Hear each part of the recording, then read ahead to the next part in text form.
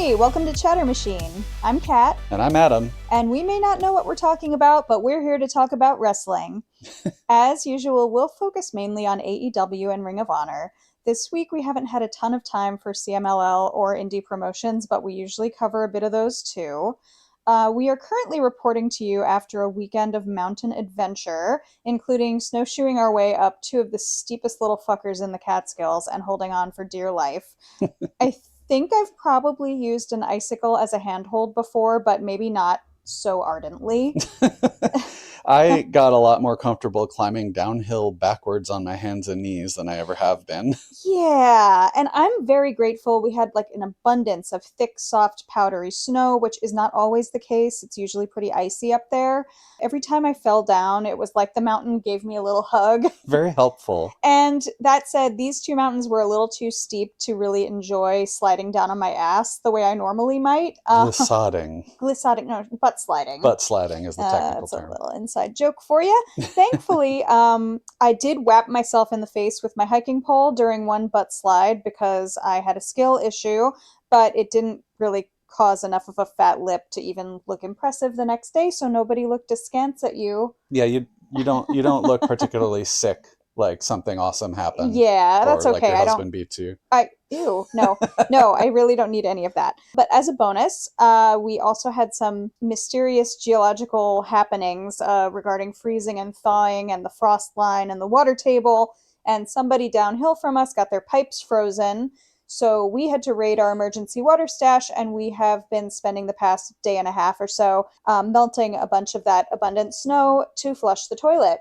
Very but efficient. I digress. Very efficient. No, very inefficient. But you really haven't lived till you've melted snow to flush your toilet. It was a great time. Mm-hmm. So would you say all of this was a little bit hairy? Kind of like AEW? Hairy. Master of segues. Oh God, yes. Okay, it was very hairy. Let's just start with Dynamite before we get into the really hairy business. We were in Ontario, California, sort of near the ancestral home of the Young Bucks, I suppose, and not too far from PWG's origin, and etc.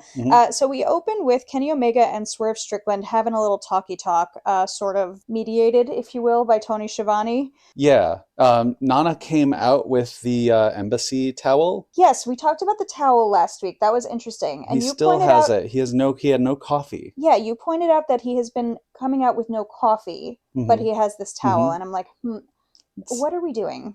I mean, maybe it's just like he can only carry one thing at a time, and it's the towel right now. Well, the towel, yeah, but like as far as signaling some kind of healed behavior, what does the lack of coffee say about this? Yeah, it's interesting. I was really happy that Bryan Danielson was back. It had been a minute. I guess, I think he had said something about the travel being difficult on his, aggravating his old neck injury, but happy to have him back. And he was very fun this whole entire show. So Swerve and Kenny had this quite heated conversation, and there was certainly no clearing up the notion that Swerve was actually trying to help Kenny in the previous event with Andrade when he tried taking the screwdriver from Andrade. Yeah. I found it interesting that he wasn't even like, he didn't even try. I was trying to help you. Yeah, it's interesting. He didn't try. Tony Schiavone didn't say anything about it. Yeah, we just straight in on don't care what you think of me. These guys hate each other, and the screwdriver was just a means to an end. Yeah. I did think it was interesting that Kenny brought up Hangman in saying, if you need your house burned down, I have a friend who can do it. And I was surprised also that Hangman didn't cut in at any point. Yeah. Perhaps he had already traveled to Australia. It's interesting. Kenny seems very like he hasn't been paying much attention, and he's just acting all innocent.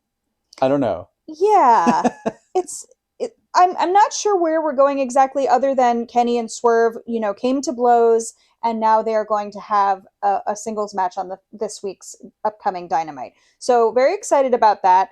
I mean, all of this is really, as I said, means to an end, right? I'm not sure if these story beats are that important. Yeah, I don't know. I mean, I wrote down like, oh, Kenny is really like it's pretty clear that he's being a face, except I do think his sort of like just pretending he doesn't call himself or never called himself the god of wrestling is interesting. But there's always these gray areas. Right. Yeah. Yeah. Well, Kenny is always a bit of a tweener as far as I've seen him. So both of these things seem to hit the points that they need to hit to set up the match, and then kind of ignore things that may muddy the waters. Like all of the main title contenders at this moment, pretty much all of them are living in some kind of gray area, and we haven't figured out where on the like tweener matrix they all lie. Yeah. You know, we haven't figured out who's a little bit more dastardly than whom. Yeah. And this did not clear it up for me, this segment, but perhaps the match will next week. So. Swerve made some points that I was like, well, he's not wrong, but I think even if he's going full heel, the best heels are also making good points. Yeah, so definitely. Let's move on. We have the Death Riders, Mox, Pac, and Claudio Castagnoli versus the Don Callis family in the form of Takeshita, Mark Davis, and Josh Alexander. Again, we're setting up for Mox versus Takeshita, which they have announced for at this point for Grand Slam. But I'm still so excited to see all the different combinations of these guys. Like, at one point, Claudio deadlifts Mark Davis. And you see his back muscles just rippling. It's unreal. Unreal. Nuts. And then after he slammed him on the ground or did whatever, he then clutches for a moment at the left side of his chest, and I'm thinking, God, please let this be a work. Like, I don't want to see that you're having a cardiac event or you're tearing your muscle or whatever. I feel like that particular thing is not a common work, so it's more unsettling. It's like, I don't see a lot of people pretending. Dude. I know you're extremely strong, but Mark Davis is a big guy. And Takeshita he's like out for blood here. He's clearly the most passionate person in the ring. He attacks Mox outside the ring, and then he attacks Pac also later on outside the ring, or like knocks them out of the ring. So he's very much like ready to go. At one point I enjoyed Takeshita got Pac in this hold for a long time, and playing against the usual kind of Death Riders vibe, Mox and Claudio are just standing in their corner like very well-behaved boys.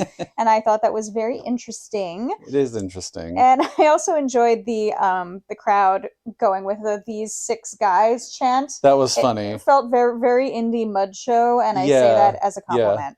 It's funny. It is funny because I find myself almost a little bit lost in the most recent couple of trios matches between the Don Callis family and the Death Riders. And I think that's partly just because, like, well, they're big matches, and it's a little hard to keep track of everyone. But the fact that, at least for the longest time, if there are questions currently in the air about the Death Riders, they've all been heels. It's still there. It's a great match. It's fun.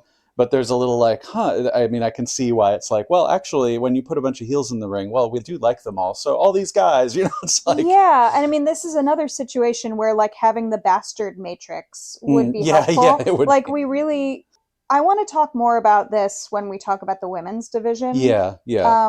But it really speaks to how each of these different characters has gotten quite a bit of character development. Yeah. And I like that. Yeah. But this is an interesting combination because the main storyline and the main interest for me was like the Mox v Takeshita part of it. Sure, of course. I have, and then the other guys, I have more like interest / familiarity / like personality awareness of Pac and Claudio. Josh Alexander is still kind of a like question mark for me, or just kind of like, I don't really know what's going on there. And Mark Davis, we're kind of new to seeing a lot of. Yeah, so both of those guys are kind of like, we have not had a ton of experience with Mark Davis, so this is all quite new for us. So we're all learning, but I'm enjoying these different combinations of dudes. It's fun for me.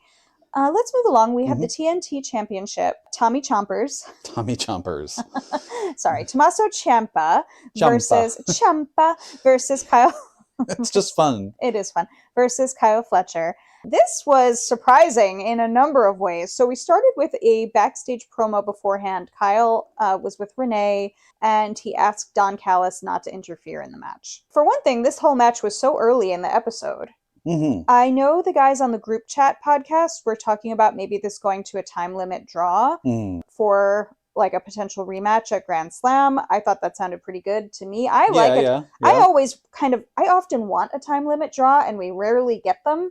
I know a lot of fans don't like a draw because it's frustrating. You want to see somebody win. But for me, I'm just like, I get a lot of time watching these dudes, and then a guarantee that I'll see them again. Like, when it's great. Like it. But I will say this time around, unlike last week, I did recognize that it was Lance Archer at ringside. I'll take the praise for that. Thank you. I liked the sign some fans had that said Fletchlight section. Yes, that was great. That's I've seen that before, and I appreciate the dedication to the bit. That was good. I'm still warming to Ciampa a little bit and trying to suss out, like, what is his brand of weird exactly. I really liked, we were just listening to the most recent Tunnel Talk, and I really enjoyed the analysis of him being like a D&D character. Yes. Which it felt appropriate. Adventure, fantasy adventure, troll, whatever. Yeah. Interesting. Yeah. Funny. Not sure about troll, but I think they're going, I think they're getting at in the something. right area, like sort of Goblin King kind of deal. Yeah. Yeah. Well, I just appreciate for someone who's very new that he has hit the ground running. And I am like, well, I'm interested to see more of your deal. That's how I feel. If it was someone that I had seen a lot more of over like a much longer period of time, I would have been more like, ooh, I hope this goes to a time limit draw for the same reason. Yeah. But he's so new still, I'm kind of like, I just want one of them to win. Yeah. There were some big moves in this match. I mean, it seems very simple stuff, but Ciampa has this really abrupt DDT. Like, he gets this really kind of punchy DDT on Kyle at one point, and I'm just like, yeah, that's nice. Like that. At one point, he kind of comes toward the commentary desk to directly call out Don Callis, so I'm not sure if they're, like, going to be building some kind of feud there, but, of course, like, the default would be to feud with Don Callis, right? Course, like in the men's division, who the fuck are you going to feud with? Well, especially if you're fighting one of his goons at the moment, you know, like, but yeah, it's very interesting to find out maybe where he's going to land. He's a free agent at the moment, right? Yes. So I hope he stays that way, but we'll see. He does then blow a kiss to Lance Archer, which I appreciate. Like, even at a distance, he is a boy kisser, and I love it. At some point, and Don Callis is like crazy on commentary. He's talking about people blowing each other's back out and asking if someone gave Rick Knox his medication. Don is a treasure. He's a mess. We got about 15 minutes in.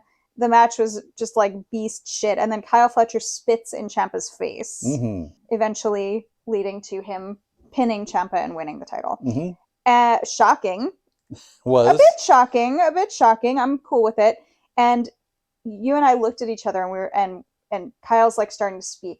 You know, he's holding the belt and starting to talk about like challengers and that kind of thing. And we look at each other and go, oh, better not be Briscoe. And then Briscoe's music hits, and we're just like, oh. And I mean, that was like kind of unfair. Like, I understand why they wanted to do a best of 7. Like, well, in hindsight, like at the moment, I wasn't thinking this meta about it, but in hindsight, it also like I kind of did want Fletcher to win the title back. And in light of, you know, we'll talk about Takeshita later. I think it's interesting storytelling going on, but it definitely, you know, if you're saying to yourself, well, I think if Kyle's going to win, it would be very silly for the most recent other title holder to not be like, well, I'm going to try to get it back, you know, kind of just have to do that. It does make sense. It does make sense, but it's like, and it's a rubber match, right? They're 3-3. So of course he's going to challenge, but it's also like, God damn, we've seen, and they're good together. I'm not like, there's nothing really to complain about. It just feels like, God, we're running a lot of stuff back over and over, true. You know? They are good together, though. And they are. Did he not also name the stip right then and there? He did. Yeah. He did. And that's when I was also like, no, because I'll get to this when we talk about the match, but I can't abide ladder matches as a trauma professional. Right. That's where I kind of lose my appetite for senseless violence and like simulated violence, because to me, once the ladders get involved, there's too much risk of actual real life changing injury, and it freaks me the fuck out. So I noped out a bit as soon as they said ladder match. But I did really like Kyle Fletcher saying to Mark Briscoe, I am sick and tired of your dumb little face. It was really good. I did really like him when Mark was like talking him up a little bit at the start. I also really liked. He's like, you deserved it. And Kyle's like, I know, perfect, just chef's kiss. Kyle's doing a wonderful job. They're both doing great. I sometimes complain about stuff, and then on, you know, hindsight or second viewing or whatever, then I'm like, it was fine. But that's how it is being a spectator of this art. We got then Orange Cassidy and Roddy Strong versus Danny Garcia and Clark Connors, which I was like, what? Why? How is this? Why is this match happening? I didn't totally need an explanation, but then commentary was saying I'm supposed to believe that the conglomeration is really mad about what Clark Connors and Gabe Kidd did to Darby Allin. We're getting very confused messaging about this. The conglomeration members barely avenge each other. Yeah. So why the fuck are they're running in to avenge Darby? And then later, well, we'll get to it, but later in the match, they said something about this match being made on behalf of Roddy. Which makes no sense. I don't get it. And the like internet post, the post we saw about it on Blue Sky announcing the match made reference to the like, Orange Cassidy wants revenge for what they did to Darby or whatever. And it's all very like, and none of that was shown on screen either. It's just like, oh, well, it's out there. Sure. It's like, okay. And I think a lot of stuff this week has really started to convince me that I overthink these plot lines, and I will come up with any number of crazy connections. Like there's a lot of fast improv happening here. Like very Pepe Sylvia, I will do a whole thing. Yeah. And then it's like, well, actually, no, we're just going to tell you it's this. Yeah. And it's like, okay, but why? I don't know. It doesn't matter. It doesn't always bother me. It bothers me a little bit with this one, given what happens with Roddy during the match and during the entrance, which we can now talk about. But it doesn't make sense either way for me. And it also kind of matters which one is the what are we doing is all I want to know. You know?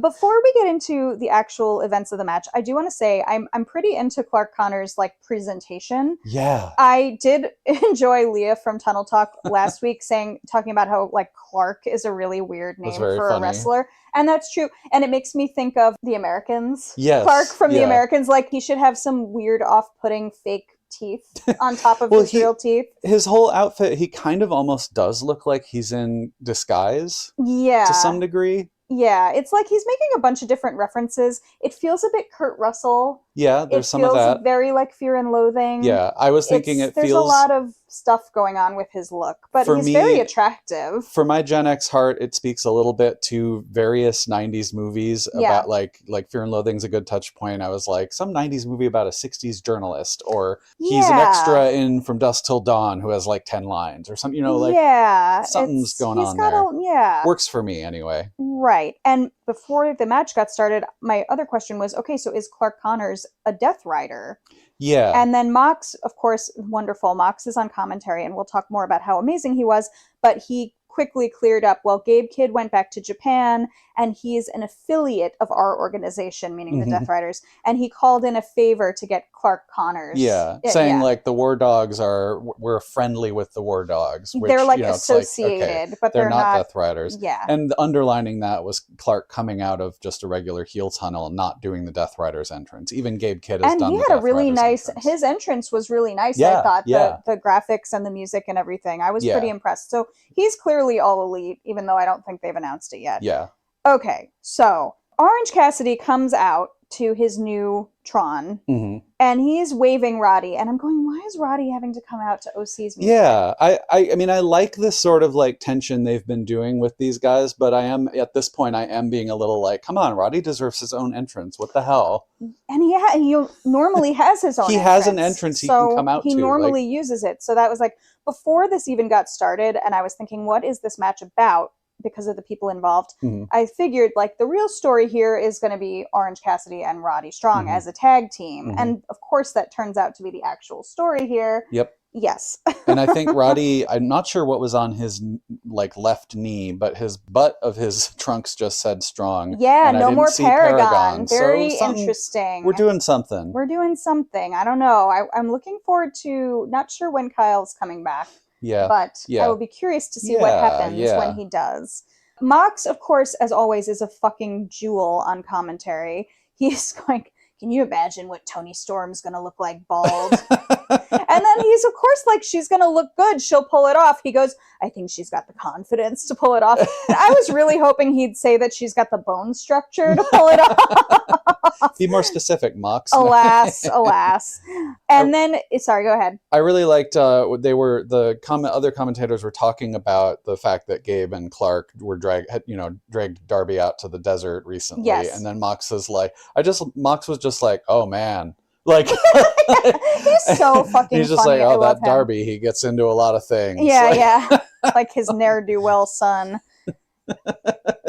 It's like, It's like as if like, well, that's just, yep, well, if you're Darby, that kind of stuff will happen. Must have sucked for Darby that day. Yeah. Like, okay. And so right in the beginning, Roddy and OC are kind of butting heads and mouthing off a little bit at each other. Mm-hmm. And also with the entrance, like Roddy was like, I did not want to come out. And so Mox is clearly enjoying this a lot the whole time. And he's saying, there's a lot we don't know about their relationship. Can you imagine what it's like to imagine a car ride to Palm Springs with Orange Cassidy? Like, he's got to do things that get under your skin. He's got to be annoying. And I'm thinking, I've seen Chuck Taylor's social media photos. I know what Orange Cassidy is like in the car. He's fucking passed out on the passenger side like a princess who never has to drive. Yeah. I mean, that man sleeps a lot, if you believe Taylor's photos. Yeah. And he gets a picture every time, and I love it. Or he used to anyway. Yeah. And then the Tunnel Talk gals were talking about how Mox probably heard a lot of stories from Eddie Kingston, who must have been stuck in the car with them back in the Chikara days.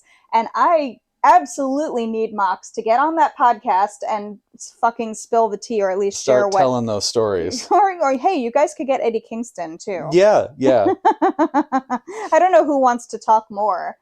Get them both. I would love both. Yeah. We've been listening to Mox's book, an audiobook where he's reading it himself, and just it's the stories he tells about his own life are delightful. So his voice relaying any of that would be very comforting. Yes, and if you enjoy his commentary and you haven't either read his book or get the audiobook, it's wonderful. It's exactly what you expect it to be, and it's perfect. I know a lot about Section 8 housing in Cincinnati. Hear him pronounce wolf without thinking about it. Woof. Yeah, woof. I was a woof. Okay. Back to the match. Anyway. Orange is getting murdered out there. For like a long while, he cannot get the tag. He's just getting double teamed. He cannot get the tag. When he finally gets over there, Roddy jumps off the apron and walks away. And he's walking up the ramp saying, I didn't want to do this shit in the first place. Yeah. And I'm going, God damn it, are we really doing this? Yeah. I've been beating the drum louder than anyone. Like, Roddy's conglomerating, whether he knows it or not. I really liked the idea of him just as like the grumpy Bert of the group, and I think that is kind of Bert doesn't leave Ernie, right? Except maybe he is. Maybe. I mean, that was kind of the vibe they were leaning into for a little bit, and but I will say also, I think it's a valid story to be like, I don't like these other people, and now I'm just with them because of inertia, and it's hard to break away and take care of myself or do what I want to do. Yeah, but do the match. Yeah. I agree. It's definitely an extremely heel thing that he did. Yeah. I'm not sure if it's a full on heel turn, but that's a dark betrayal, and I agree. I'm curious where they go with this. Like, I like to think they could show us them talking it out, but I don't think we're going to get that. One thing I noticed for a few weeks now in any of these matches with Orange Cassidy, they've showed him before he does his little nip up. They've showed him quite often having to do a little pre-roll, a little pre-rock up once before he does it, which is new. And I was wondering if that was on purpose. Yeah, we're all getting older, but I find it hard to imagine that suddenly he's like, less capable of doing this. Yeah. And so that's something I've noticed. And then in this match, he's like obviously struggling to make it back up before he tries to make the tag to Roddy. Yeah. And I'm like, okay, so this is part of the story they're telling. Is part of why Roddy walks away is because he like perceives Orange as being weak. I don't know. Hopefully we'll get some kind of explanation. It's interesting because the C2 story that he was working on was very much like, I'm sick and tired of hanging out with losers and being a loser. But on the flip side, the only match he won was the one he was heavily encouraged by. Was it Mark Briscoe or was Kyle? It Kyle came in? Yeah. I mean, Mark Briscoe has also been very encouraging and vocal about. Absolutely. But that was like the power of friendship compels me to win this match. It seemed like that. Yeah. But I do remember him also being utterly silent during that. Yeah. Right? So it's interesting. I don't know. Yeah. And so this is happening, and Mox is absolutely cracking up on commentary, which I enjoyed very much. There's still some, Tony and Excalibur are trying to explain things that don't need explanation. Yeah. And now Orange is just on his own, being double teamed. And just when Excuse me? Yes, being double teamed. Thank you. Just when I thought nobody would come help, there was Darby. running in his like Muppet hoodie. Spectre. Pulling, well, which is how I like that. That's a good way for him deal, to be, kind of Sting-esque. Yes. And he pulls Clark Connors out into the audience away. And then Orange gets Danny back in the ring for a quick roll-up. Okay. So he wins in spite of all odds. Toni Storm's music comes on. And there she is with Luther in the luxury box. And of course, like you do. And she's, of course, perfect. She's in a gown and pearls. And she says, "Children of California, lend me your ears." You know, she's ridiculous. I love this. I need to adopt this for myself. But she goes, "I'm timeless Toni Storm, and I have made peace with my life choices." And then she calls Marina Shafir a mixed martial arsehole, which I love that. Well, just all of this is to say that, you know, basically, Marina, if you win, if you best me, you deserve to shave my head. At this point, I'm really thinking, God, this was all Tony's idea. She wants her head shaved. She then she sends Wheeler Yuta, "You're the most annoying shit I've ever seen." And then, of course, here he is to interrupt. Perfect. Yuta then calls in Marina out of the heel tunnel. She's got Mina in the mother's milk. And he fucking snips her by Pride freshly dyed hair, or maybe extensions, I don't know. But he snips her hair. It's horrifying. Why is the hair versus hair match the best story arc in the entire company right now? It's really good. It's really fun. I mean, it's because the people involved are all perfect. Yeah. And they've been, and this is now 2 months, right? Since the mixed nuts. So they've given it the time and space to breathe. Yeah. And everyone in it is playing their part beautifully. Yeah. I am so enjoying this. And of course, I've gotten myself thinking, like, what if they all get their head shaved? What if everyone but Yuta gets their head shaved? You know, I'm thinking, what would be the most chaotic outcome of this? And of course, not the obvious, like, Wheeler Yuta gets his head shaved. Right. Which is also satisfying. Yeah, it sure is. And we will get to that very shortly. In the meantime, we have Andrade and Hangman cutting little promos at each other because they will be having their singles match at Grand Slam for the shot at the title at Revolution. Yeah. Effectively, I'm just convinced that Andrade's winning. I figured. Somehow I thought that was how it would go. Yeah, I think everybody thought that. And it could have been. Well, and we'll get to that. It could have been fun. My favorite phrase. We'll get to that. We'll get to that. But following this, we got the interesting tag team. We had the Rascals in the form of Myron Reed and Desmond Xavier versus the Young Bucks versus the Wild Card tag team. The Bucks come out first in their full tassel super kick party glory. They get this real hometown welcome. Then the Rascals come out. They've got this like very 90s eyeball shroom Tron, and I'm really into it, honestly. It's like bad head shop art. Done very well. And then the Wild Card turns out to be Private Party. That was really interesting. Where you's been. Yeah. I know next to nothing about Private Party, we started watching less than a year ago, so we haven't seen them. But I know that a lot of people were excited about, a lot of people were like hoping it would be Private Party, but I don't think anyone really expected it. I didn't think it would be. I thought they were legit gone. For some reason I thought like, oh, well, their still contract's going to be up and they're just not. Yeah, I don't know. And we don't know what's going to happen from here. I hope this wasn't like a send-off because I would like to see more of them, but we'll see. And I think I'm glad it wasn't Cage and Cope. Cage and Cope. But we'll see. I keep reminding myself or remembering that some of the tag team plans, some of the men's tag plans may have been screwed up by Jake Doyle going out injured. I'm sure. And I heard he just had surgery too. Yeah. So there might be some sort of like drawing on assets that otherwise would, I don't know. But also I'm just happy to see. That's true. I love seeing people come back and that's true. But there's a lot of good tag teams out there, too. You don't could have really been anybody. There were a lot of suggestions of who it could be, and I would have been happy with any of them. So it kind of could have been anybody. This was like a very flippy, fun, chaotic match. I have no complaints about it. Of course, it does set up, yet again, we have the Bucks versus FTR. Yeah.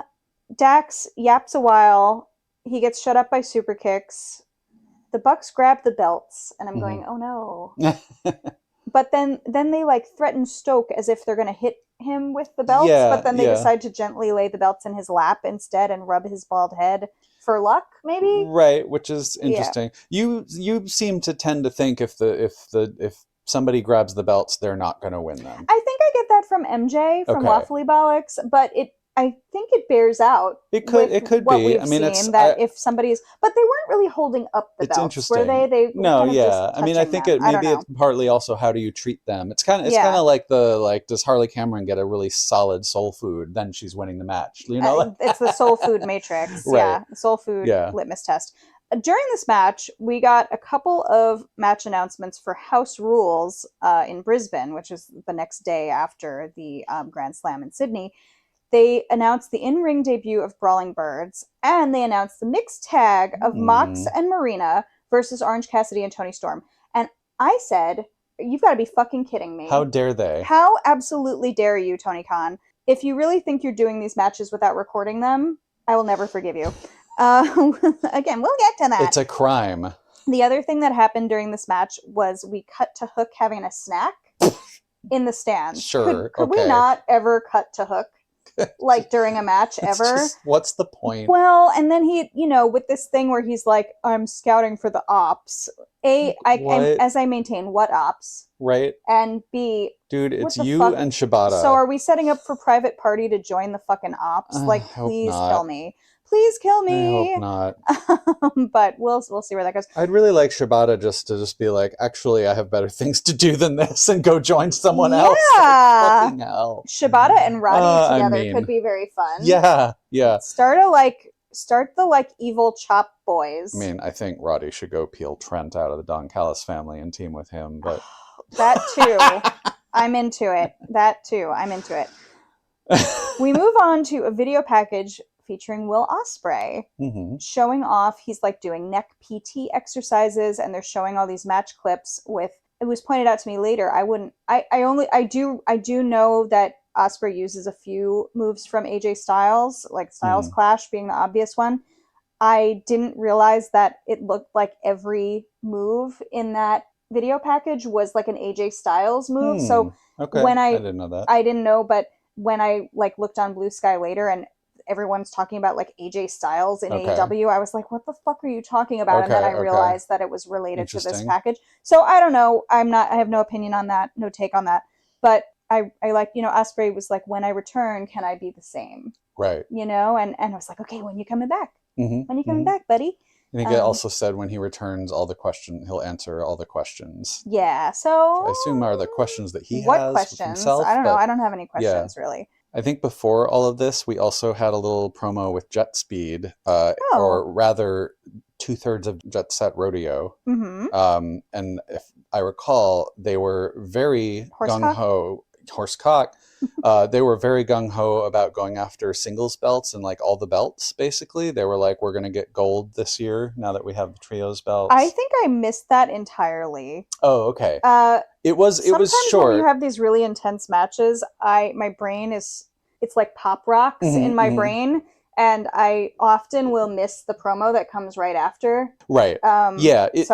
It was just, I think it was right after the Andrade Hangman promo, basically, which also had me thinking okay, we're seeing Jet Set Rodeo want all the gold, but where's Hangman? But, Yeah, what else is fucking new? Yeah, I thought it was nice, I hope that they do go after a bunch of belts and win a bunch of belts. But in any case. And then before our main event, we got the MJF and Brody King kind of dueling video packages. Previewing their title match on Grand Slam.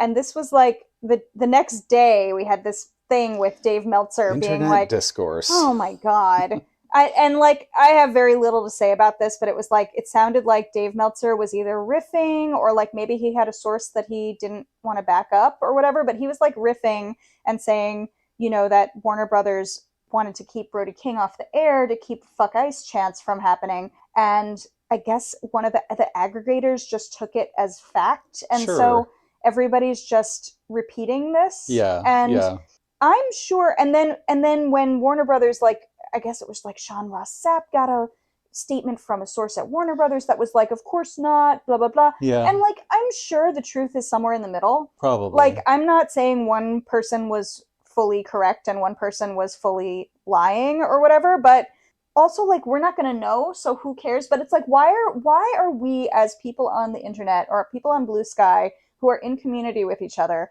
like, jumping like fucking lemmings to trust any one person or source that is unnamed? Yeah. And then when Dave Meltzer was asked about it, he fully just, like, melted like wet toilet paper. Like, he didn't even say, like, I had a good source for that. Right. He just was like, well, I don't, it was just like, and I had posted, like, are we really just going with this? Like, it's fact. Right. We don't know. Anyway, I don't know. It's not important, but, like, let's all just fucking take a breather.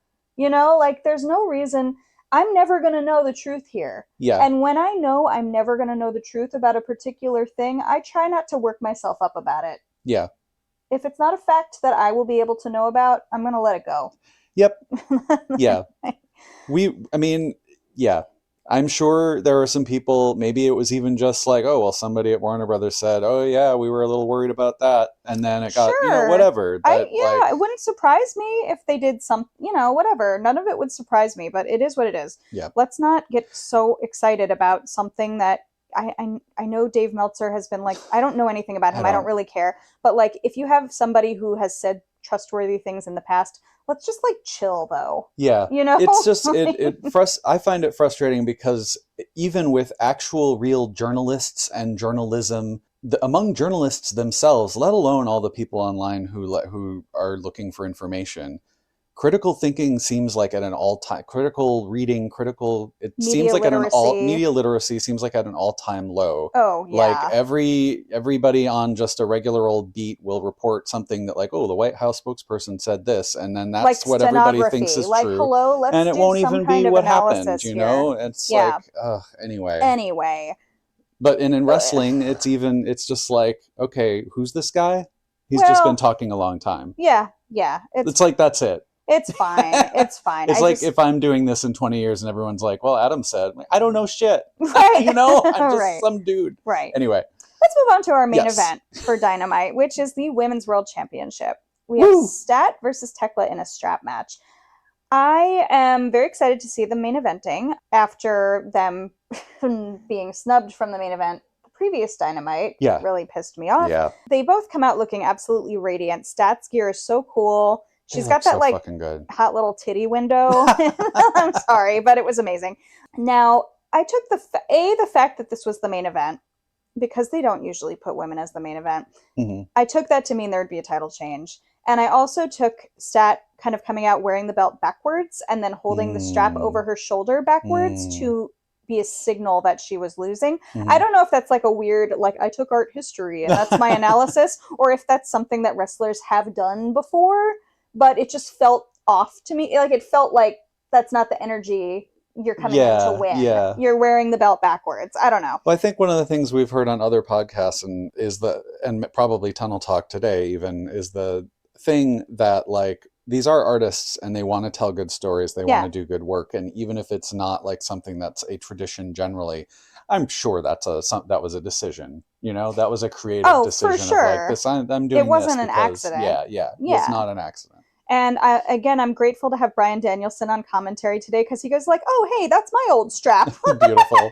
Yeah. That's my blood on there. That's my blood. I loved that. It certainly didn't look new, and I imagine it's probably pretty hard to get blood stains out of leather. So I was kind of like, oh, that's nice. It's an heirloom. It reminded me a bit of, like, if you've anyone who's ever oriented at a hospital in any kind of patient care knows that the kinkiest part of hospital orientation is practicing 4-point leather restraints, which thankfully I've never ever had to use on a patient, but it's always just like, all right, we're going to lock each other in leather straps now. This is what we're going to do. It's always a little, Anyway, so this was an extremely kinky event.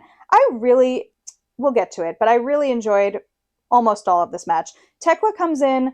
She's still rocking her, like, shitty Texaco bleached hair, but it's even better now. But I actually legitimately like it more now, because now her roots are showing, which is really punk, and it looks better on her. Yeah. I love that. When there's no roots, it just looks fucking weird, in my opinion. Yeah, it's weird. So pretty quickly, they're just wailing on each other with the strap. Was great. It I was liked fun. Stat dragging Thekla around the ring. Like, just a lot of, like a lot of rug burn happening there. Yeah. Eventually, Stat, they kind of get her behind the metal stairs and she gets to bleed a tiny bit. And of course, they start talking about how she's losing oxygen and blah, blah, blah.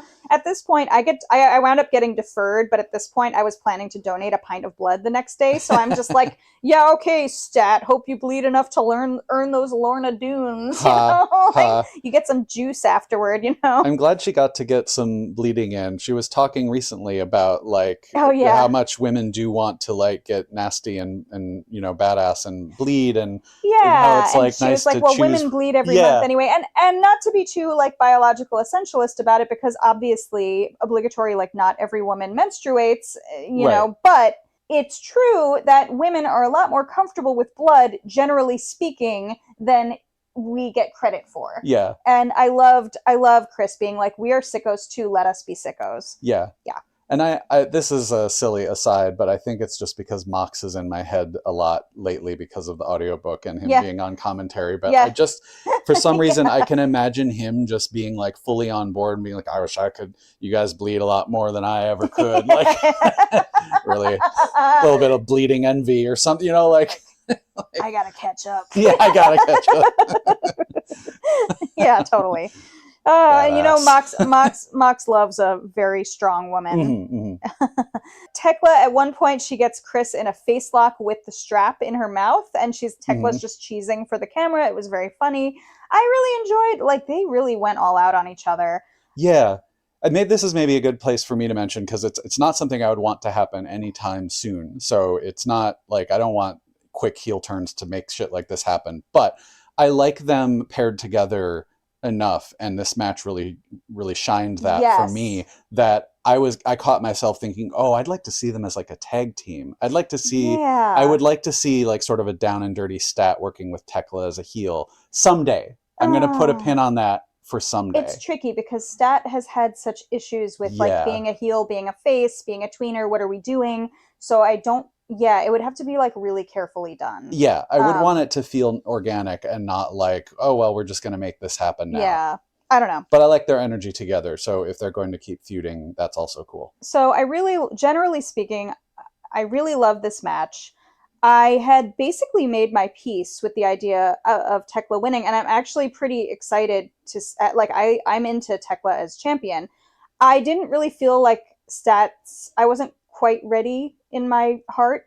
I feel like Stat was kind of starting to hit her stride more as a champion. And for me, I would have liked it if they had done a little bit more with that before taking the belt off her. But generally speaking, I was at peace with the idea of Thekla taking the belt. But I'm going to be real. I was really pissed at how they did it. I really did not like Julia and Sky doing a run-in with 30 seconds left. Yet that effectively decided the match. So, look, when it happened and I was watching live, I was extremely pissed.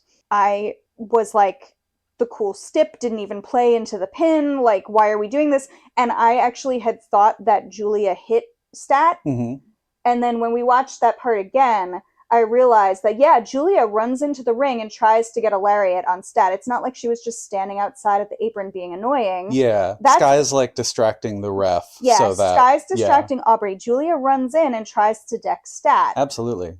So I thought she had made contact, and I was thinking, this is just like fucking Hook with the belt hitting Hangman at full gear. Like, this is fucking bullshit. Like, for a number of reasons, and I will get into why. I don't want to even think about Julia Hart and Hook in the same context. You know what I mean? Like, I don't like that. So I don't want that parallel. But on second viewing, I realized that Julia missed her punch. And then Stat took her out with the strap and then took Sky out with the strap. But then she was like still distracted by them being there, that she has to like mouth off at Sky. And it allows Thekla to gather herself and get the spear. Yeah. After that, Thekla kind of tries to like almost get Stat into like a hog tie looking thing. Hard to do with a thick leather strap. Yeah, but it really didn't work. But I understand now. I acknowledge now that I was kind of wrong to be like, the stip didn't even play into it, because they really were trying to make the stip come into it, but they just kind of, it didn't really work. But I still think doing a run-in especially like running, not just a ref distraction, but really trying to run in and like hit the person to force a title change really sucks. Yeah. I know Thekla's a heel, right? I expect her to do something shitty or cheat in some way. I just hated having the run-in as that mechanism for cheating. Yeah. I think... Sorry, did you have more to say? I do, but you please interrupt me. No, don't interrupt me, but like please say some stuff for a bit and I will continue. Yeah, I think, I have been on board with the idea that Thekla will eventually win the Women's World Championship. Mm-hmm. I've been on board with that. I didn't really want it to happen yet. And I think part of that was I was just like, I felt like Stat was just hitting her stride as champion. Yeah. I can't even quite put into words some of what, it just didn't feel like the right time to me. I think I wanted her to like feud longer for it. It just didn't feel like it built enough. Yeah. And I think there's two things there for me. One is I want it to, I don't have a problem with a heel winning the belt and me being upset with it, generally speaking. Right. It just felt fast. It felt a little rushed. Like, well, let's get it on Thekla.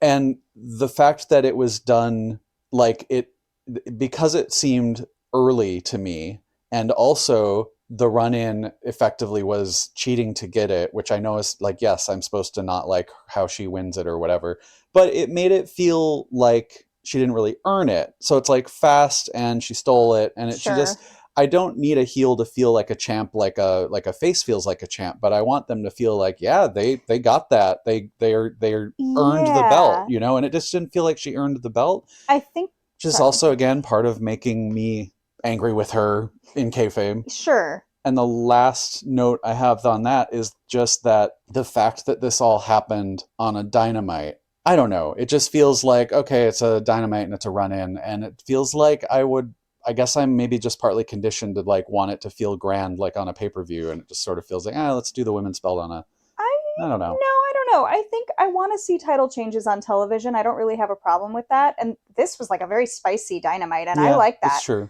So one reason I hated the run-in is kind of to get at what you were saying. It's not about, like, I saw a lot of people saying, I feel like I'm alone on this hill, by the way. And that's okay. I'll die alone on this hill. But it felt like people were saying, well, you have to keep Stat looking strong. Yeah, of course. I get it. Stat looked really strong. Mm-hmm. I don't think that's how it needed to happen. And I think also the fact that it made Thekla look weak is actually a negative for me. I would rather have her be a strong heel champ, like right from the jump, than have some weaselly, I don't need everyone at the top. If you're a heel at the top, I don't need you to be a weasel. Yeah. You know what I mean? So that's kind of that. I wish it feels like it undermined Thekla more than it undermined Stat, and I didn't like that. I also realized thinking about this that I simply don't really like minion stories.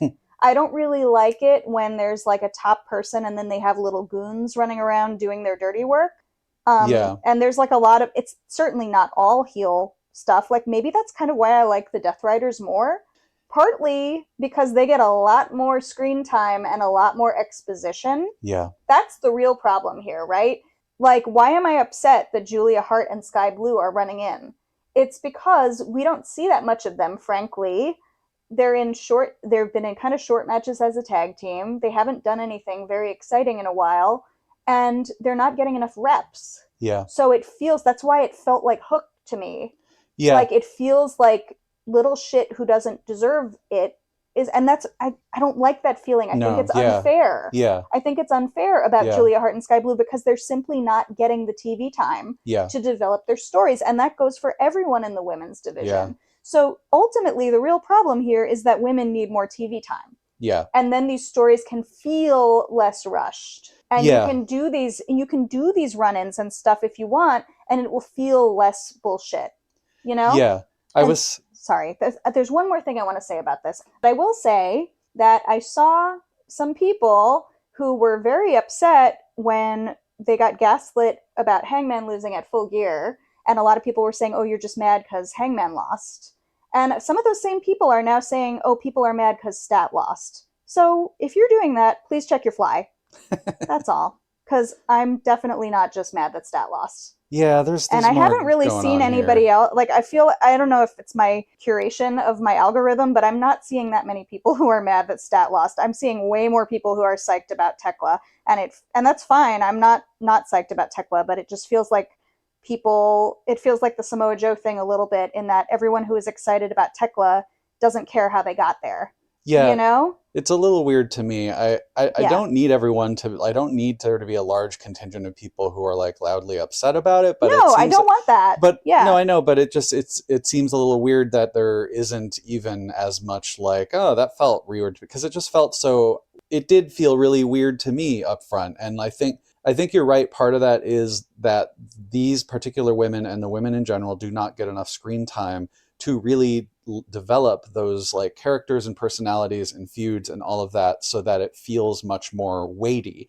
And I feel like this run-in was also just so, it was quick and simple. It wasn't like, there wasn't a lot to it. They just came in and disrupted the situation so Thekla could win. Yeah. And it wasn't, but yeah, like the Death Riders all have had a lot more screen time to develop their individual characters. They all feel individually powerful and to different degrees, you know, even Yuta, you know, like they all have their like, oh, that's a badass like thing about them. Not to say Julia and Sky can't have that or don't have the seeds of that, but they just don't have enough time for that to be viscerally. It's not about them. It's about their TV time and development. Yeah, I don't see them come out and I'm like, oh God. I'm just like, oh, you know, I don't know. Yeah, and that's not right. It's not right. I don't want to feel that way. I like them both, and I want them to do great things. And I see the women's division sometimes they do. The women's division is riding a lot on some of their members' extremely strong charisma, like Toni Storm, and Thekla has that too. Yeah. We don't have to develop them so much because they just splash with charisma all over the place.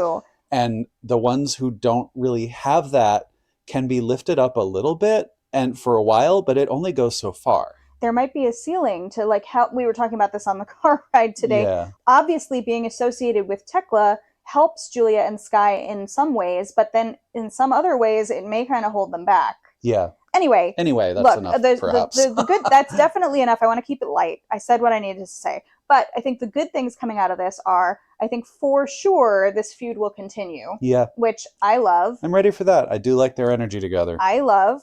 And also, right after this happened, the Triangle of Madness is all wailing on Stat, and the commentary guys are saying, oh, she's got no reinforcements because the Babes of Wrath are already on the way to Australia, right? Mm-hmm. They're her only friends. And then who comes rushing in with fucking wielding a pipe and a hammer? But the Brawling Birds. We have Alex Windsor and Jamie Hayter running in to defend Stat, which I found fascinating. That was interesting. Yes. I love some violent faces. Mm-hmm, and I love these three, if you want these three big gals, like getting brawny together, I'm in. Yep. I'm in. So look, I think good things are coming out of this, but I just wish it had been handled with a little more finesse, and I want to see women with more television time. That's all. I have one more thought on this, which is, I think we talked about this in the car a little bit, and I'm just suddenly remembering the metaphor of like tilling the soil. And, you know, I don't necessarily like some of the ways that the specifics, the technical ways in which the Ops, Hangman, Samoa Joe stuff went down. But I have since, like, I of course appreciate the way that the soil was tilled and a lot of the seeds can sprout in different new ways. But again, the first things to come up after you till soil are nasty weeds.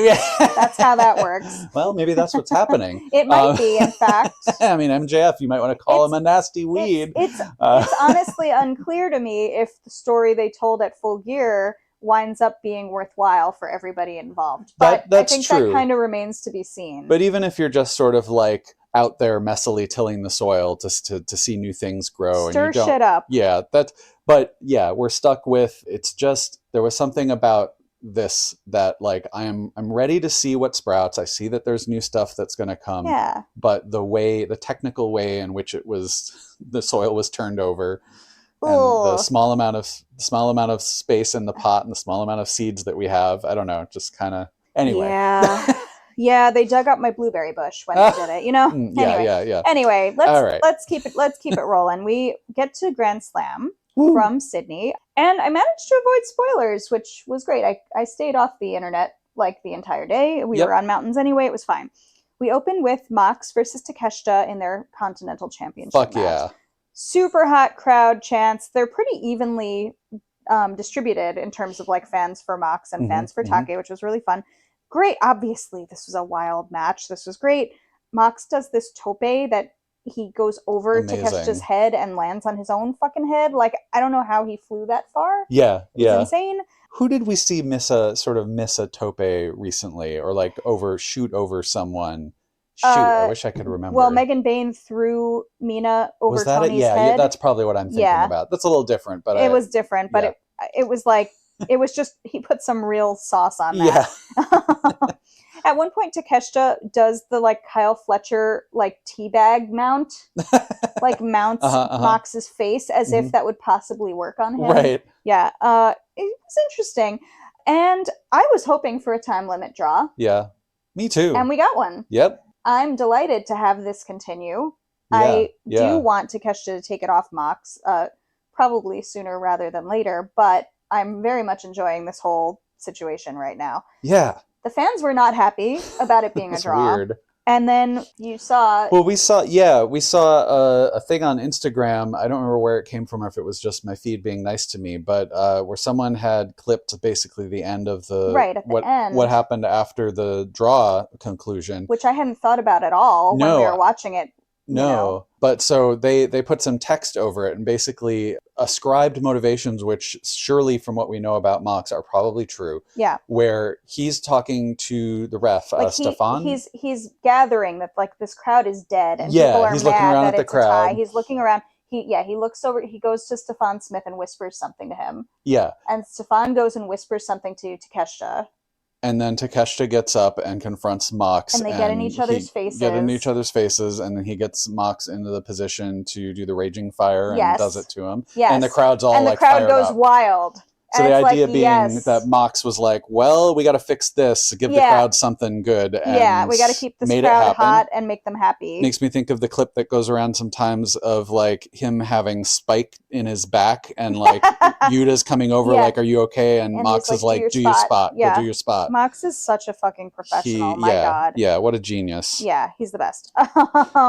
And yeah, that it worked. God, the crowd was easily manipulated because they were fucking dead. And it just took a little whispering and a raging fire and some stank face. It's funny because the obvious conclusion of a time limit draw is we are going to fight again. But Mox was like, hey, let's show them this is going to continue. People want a winner now. I don't want a winner now. I want 20 minutes of this and then potentially another 20 minutes of it. Thank you. And to step back, I also really like this in light of Fletcher having won his belt back. Yes. Because Take has no belt now.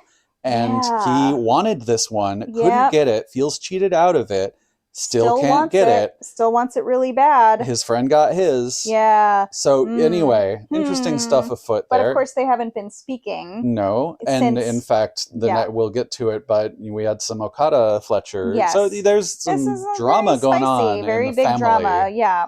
We got some lovely video packages of Kris and Thekla covered in blood, looking extremely hot and amazing. And Kris is going, I was bred for this. And Tekla's like, haha, you fell into my trap. And I'm thinking, oh, okay. So I guess it didn't really matter what the stip was. You were just going to have the gals run in. Yeah. You know, I was like, oh, okay, fine. Yeah. But I'm very happy that this feud is bound to continue. You know, what a missed opportunity when Statlander was wrapping Thekla up in the strap during the match for the commentator to say something about wrapping the spider up in her web or something. Oh. Dang it. They should hire me. All right.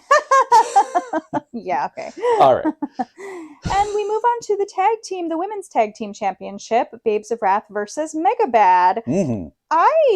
Well, okay, so I had some, before coming into all this, I was thinking, gosh, well, I kind of thought Mega Bad's going to win the tag team title, and like that would mean Harley would lose in Australia, and I kind of thought Toni Storm was going to get her head shaved, which would mean Toni would lose in Australia, and then I didn't really know what was going to happen with Kyle Fletcher and Mark Briscoe, but I was like, what if Kyle loses and all the Australians... Mark should get his belt back, so...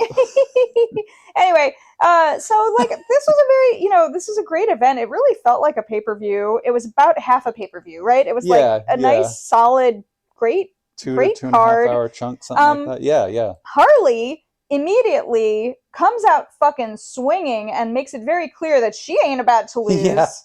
She showed out. My She looked God. amazing. I don't have that much to say about the specific moves and stuff they were using in this match, but it was really high energy. Yeah, she got a really good DDT on Megan and did I think they called it an Australian Destroyer. Yes, she was blowing my mind in this match. Like, talk about incredible improvement over a short period of time. I couldn't really believe that she won with a backslide move because I feel like I've never seen anybody actually get the pin with that. Yeah. But I always enjoy watching backslide moves. They just are usually not successful. Anyway, and then we get the surprise entrance after Babes of Wrath retain. Fellow Aussie, Lena Cross, walks out and shows that she is allied with Megabad. Uh-oh. And it looked like Penelope was going to smash everybody's tits together for some reason. I didn't know what was going on there. I feel like that was but on the cusp of what was. We have yet more very big women. We see you, Tony Khan. We know. We see you. But very fun. I don't really know where that's going, but I am entertained. I'm ready for Megabad to win the belts sooner or later. Yes. And then I think sooner rather than later, but I'm glad Harley. I'm glad Harley could keep it in Australia. Yeah, and she looked fucking awesome. And then we came to the men's world title #1 contender match: Hangman Adam Page versus Andrade. Did I miss something? We had a little promo where the Demand were talking about... Fuck, I always miss the fucking promos after exciting matches. Please tell me about the promo. Well, this was basically Ricochet and GOA talking about how they took out Luchasaurus. Yeah, and okay. Ricochet's telling Perry... that's right. I zoned out on this. It's okay. It was just a short little thing. Yeah. I just thought it was noteworthy because Ricochet is basically begging Perry to give up because he already beat him twice, which is my feeling as well. He's not going to give up, baby. I'm like, why are we still doing this? But Ricochet claiming to be from Las Vegas. Yeah, we know better. Anyway, Chuck Taylor in the background being like, yeah. But anyway, he's just telling it's just standard stuff. He's telling Perry, you got to know when to fold him. We're gonna fight again. Like, okay, stop, give it up already. And I'm like, okay, they're fun, all right, but yeah. Let's get to these boys. Yes, we have Hangman and Andrade. Really surprising match in a lot of ways. Really enjoyed it. Andrade is continuing to do like selfies with the ladies. Yeah. But this was, I'm sorry, I don't remember. She's an indie wrestler. I saw somebody share her name, and I'm so sorry I don't remember it, but the woman who was at ringside this time flirting. So he gets a selfie with Andrade, it's like flirty, and then like I guess Hangman like decks him, and then leans in and is kind of flirting with her too, and like takes a selfie. And of course at this point I'm thinking, Hangman, you want a new selfie, don't you? You want a different selfie. And then I think it was our friend Margot on Blue Sky who was like, yeah, this is so when you Google Hangman selfie, you get something different. And I was basically thinking this exact same thing, but it was very cheeky, and she's like flirting with him and he's like, no, I'm married, thanks. It was very cute. They both had some crazy acrobatic moves, like really enjoyable match. And interestingly, Andrade, we know he can't beat these guys unless he cheats. This is the story of this. That's what he's been doing, he tries to get the low blow on Hangman, but Hangman manages to turn it around, and while the ref is not looking, he gets the low blow on Andrade instead. Fascinating. Very interesting. Hangman showing some focus that he wasn't showing before. Yeah, not sure where we're going with this. I was not expecting him to win. I think it's interesting for him to do a low blow. I feel like that's not... I mean, we've shown that he's willing to get a little dirty, right? Like, this is not new. Yeah. But the fact that he's kind of been flailing since Full Gear in a lot of ways. Like, he keeps... his moves, like, the buckshot lariat, like, if you don't see that coming, you're not championship material. So, like, he keeps kind of getting caught out doing his usual moves. Yeah. And so I wasn't expecting him to kind of turn it around on Andrade in that way. But it's like, oh, you're actually watching and studying what's happening. Yeah. It's like, oh, you are maybe focused on the championship. Interesting. So does this basically meant that, okay, we're getting Hangman versus MJF? It does mean we're getting Hangman versus MJF at Revolution.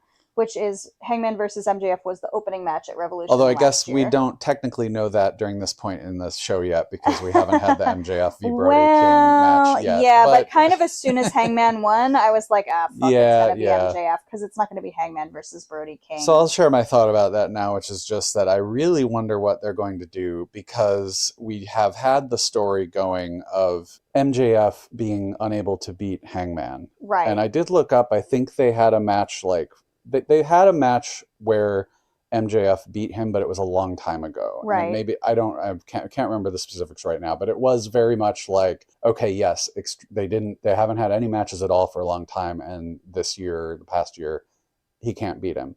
He's afraid of him. Right. And it's interesting that they've also been telling the story that, well, he's afraid of Brody King, and then of course we'll get to it, but I guess to say it now, he defeats Brody King. Right. So I'm wondering, and I don't know. I didn't really want this. I want this story to take longer. But if they're going to go straight to MJF defeats Hangman finally to retain his title, I don't really find that interesting. Yeah. But I also don't really want Hangman to just win it back right away. So I don't know. It feels a little obvious. I'm not sure. I don't want to get too far ahead of myself because it's not what I expected, and frankly, I don't feel like I'm looking forward to it as much as I would have looked forward to even to I was thinking Andrade versus Brody King would have gone so... That would have been amazing. That would have gone so hard in LA. Yeah. Yeah. That would have been so hot and bizarre. And I feel like we've been getting swerved on a lot of things. Yeah.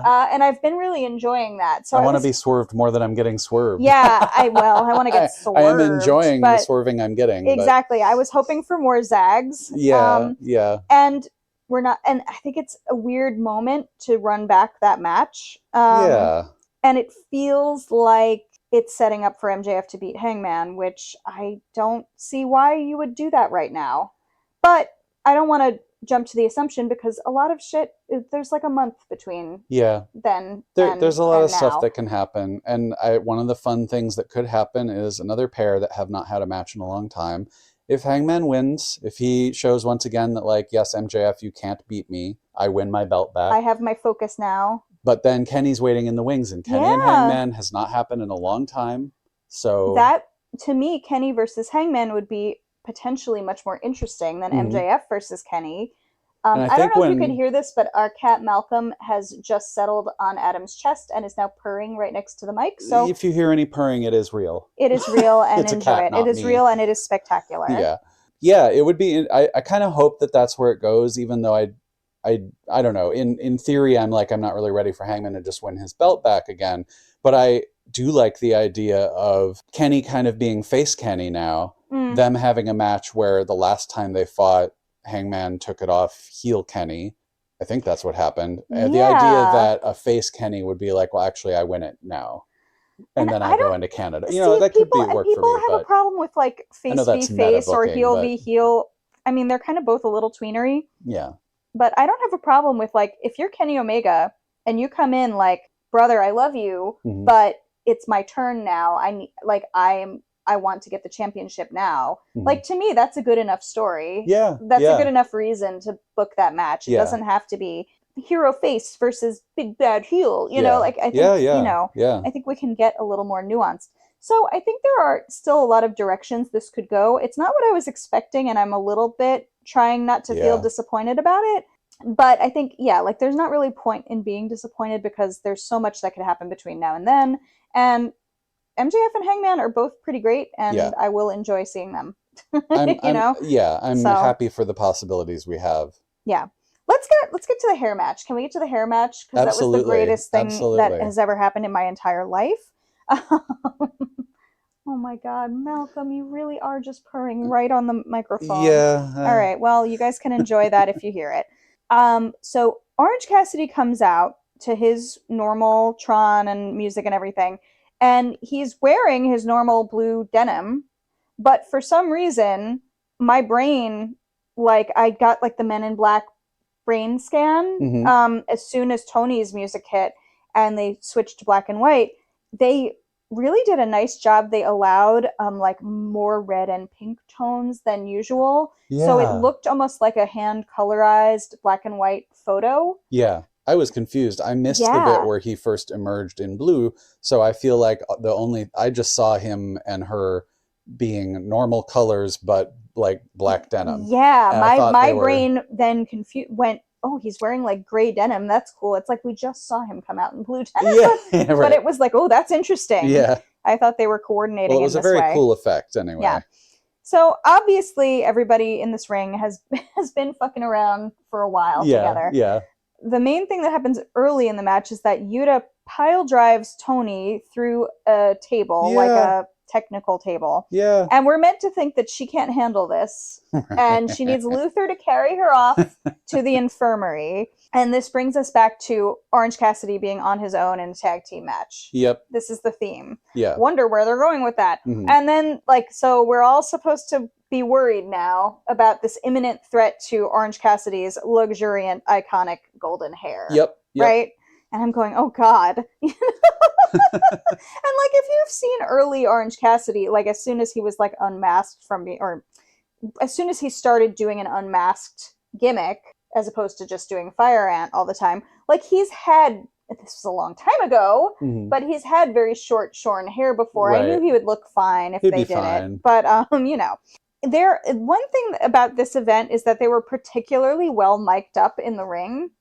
There was a microphone that was capturing a lot more than it normally is. So I'm not sure they're aware of this because they're yakking at each other the whole time. But I loved it. Eventually, Toni runs back in from medical with the craziest look on her face. Craziest look on her face. She proceeds to decimate the opposition, and then she gets in and starts dancing with Orange. Mm-hmm. And he keeps kind of flinging her into Marina. It was beautiful. And then Marina gets Toni out of the way and attacks Orange, but he gets the beach break on Marina, which is very fun. I feel like he hasn't gotten a beach break in a while. I was really so happy with how tornado-y this match was. I mean, it would have to be to live up to the hype, really. It really was great. And Yuta comes back in to the ring, and then he takes a moment. He stops. He hesitates. He takes a moment to consider whether he should let Orange pin Marina and preserve his own hair, which I would have enjoyed. That would have been funny. I would have loved to see Marina's head shape. But then the real reason the Death Riders fall apart. Right? And so Orange does pin Marina, but then Yuta honorably comes in for the save. Yeah. And his honor after comes a beat, up. He's looking. And meanwhile, the Aussie crowd is chanting, Yuta is a shit cunt. Right. Which, I couldn't tell what the fuck they were saying. I thought they were saying he's a sheepdog at first. Oh, yeah. Which I was sure, that makes sense. His hair is shaggy, like a sheepdog. Yeah, Yuta is a shit cunt. Oh, my God. Oh, Australia, thank you. And so when Toni finally, all of it comes out, we have this amazing closing combination of Toni gets the German suplex, the hip attack on Yuta. Mm-hmm. He gets up, Orange gets him with the orange punch, and then Toni gets him with the Storm Zero. Yes. Orange had previously toped Marina, out of the ring, out of contention. So Marina's, not in the picture. So satisfying. I love them all so much. So satisfying. And here comes Mina bringing the barber stool. Yeah. And you could see her little floof of hair sticking out at the back. Yeah. It's oh my God. Okay.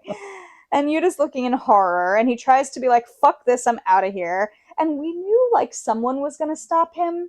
Obviously. He got further than I expected. Yeah. I was oh, he's over the barricade. Oh my God, he's just leaving. We knew someone was going to stop him. I did not expect it to be Mox. That was beautiful. Being that was beautiful. Buddy, you made a bet. Yeah. And you are beholden to it. Right. Get in there. Yeah, son? Son, where's your honor? Right, totally. And then with this biked up ring, you get Orange being sorry, buddy. And then he's no, you're right, I'm not sorry. You're right, I'm not sorry. But he shaves Yuta's hair off the exact same way Fire Ant shaved Chuck Taylor's hair off, very gently. And lovingly. He's an old hat. I love that he gets to do this old again. Old hand? Is that the expression? Whatever. Yeah, old hat is something that's passe. Right. He's an old hand, yes.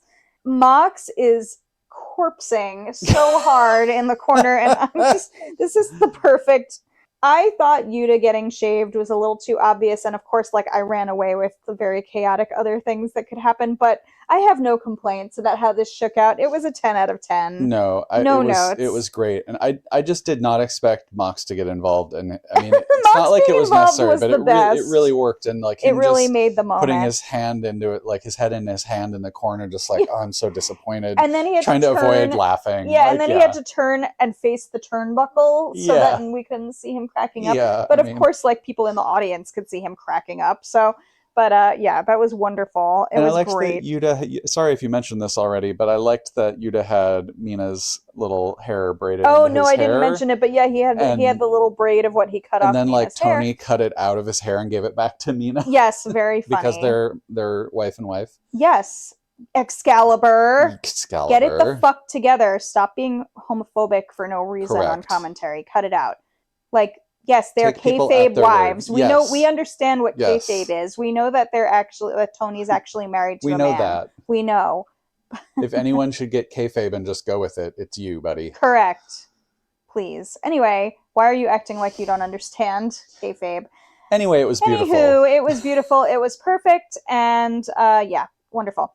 Shall we move on to the TNT Championship? Yeah, we did get a little reminder that Kenny Omega and Swerve Strickland are happening very soon, just so we remember, and we are hyped. Yes, yes. I am sufficiently hyped.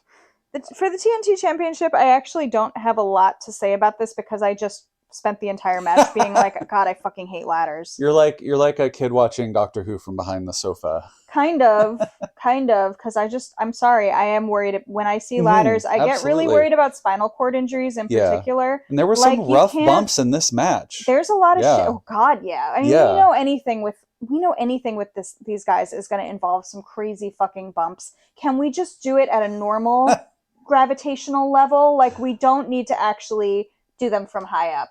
Some of them were pretty impressive and some of them were pretty scary. Yeah. They are very impressive, don't get me wrong, but I'm not going to talk about any of the specific moves because I was just like, fuck, I hate this. And I wasn't like, I wasn't not looking. I wasn't hiding my face in my hands or anything, but I was just like so distracted by being like, please don't do this. I will say, like, legitimately, it's the please first do not time do this. I really took note of the what's, I guess, an obvious fact that, because it always freaks me out when the ladder bends, because I'm picturing like the metal shattering and like a shard just tearing their flesh open, but like it always bends away from them. Right, and it's good that it bends. Never really occurred to me. You want it, like the table breaking, you want it to bend so it takes some of the impact, but it's just like you can't actually control. You could get your limbs caught in things, you get your neck caught in things. You can't actually control what the ladder's going to fucking do. You know, I just don't like it. Yeah. But they're amazing. Look, they did a great job. Don't get me wrong, but like, just please, all the Aussies won. That's the takeaway from tonight. Yep. Kyle I really almost thought the match wasn't over when it was over, because Kyle was like taking his time going up for the belt. Yeah. And then Mark was getting up and like approaching, and then Kyle was like, let me take another step up. Yeah. You know, like, it was just kind of weird. I think I posted on Blue Sky at that moment, like, these guys are climbing the ladder slower than we climbed these mountains earlier. Yeah, today. It was and just we a are little not weird. Fast, okay? Just had me going a little bit like, was the match supposed to end now? But all right, anyway. Yeah, totally. And we got to the world champion, the men's world championship. Yes, MJF versus Brody King. And even though this was a pre-taped event, the Fuck Ice chants came loud and proud. Thank you, Australia. Thank you, Australia. Appreciate that those weren't censored. Brody pretty quickly got into this angle of having an injury to his left knee. I don't know if he did actually have a pre-existing injury or if it was just like fully a new work, whatever. But you know, it's like, okay, well, this is the premise for the story of the match, and so I would have loved to see Brody win this, but I mean, it was not to be. For someone that MJF was otherwise really selling how scared he was of him and then getting squashed so quickly, it was kind of a like, okay, well, let's do a David and Goliath kind of thing out of this, and I can't have a slingshot, so I'm going to whack your knee on the, you know, it's sort of like how do you defeat a big, scary guy who's, you know, kayfabe like 10 times your size and huge and like, well, go at his limbs, all right. Yeah. And we already talked about the result that they're running back MJF versus Hangman at Revolution, and that's how that ended. We did get to see a little bit of the House Rules Brisbane stuff, because thank God some fans filmed it on their phones and cameras and put it on YouTube. So far we've only watched the Mox and Marina versus Orange and Tony match. It was perfect. Which was the greatest thing ever. Tony Khan, I will never fucking forgive you for putting Mox versus Tony on a house show. Travesty. Run it back. I need to see that as a singles match on primetime television before I even think about forgiving you.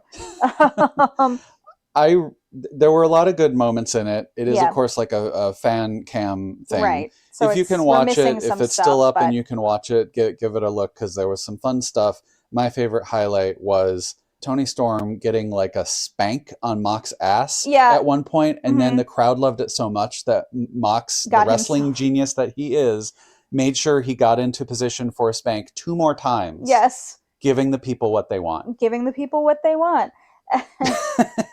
I also really enjoyed Mox and Orange exchanging some vicious kicks. Yeah, that was so good. I think we saw a clip of that elsewhere as well. We did. That was really Mox well done. Is clearly just, He's having the time of his life. I think all 4 of them are just having, and also Yuta are all having the best time together. Yeah. And I would really love it if this little group of guys just has like a feud forever. I would love it. Yeah. I'm not saying they can't ever do other things or fight other people, but I want them to please keep revisiting this particular angle, because they're just all such Muppets. I love them so much. Yeah. They're all so good.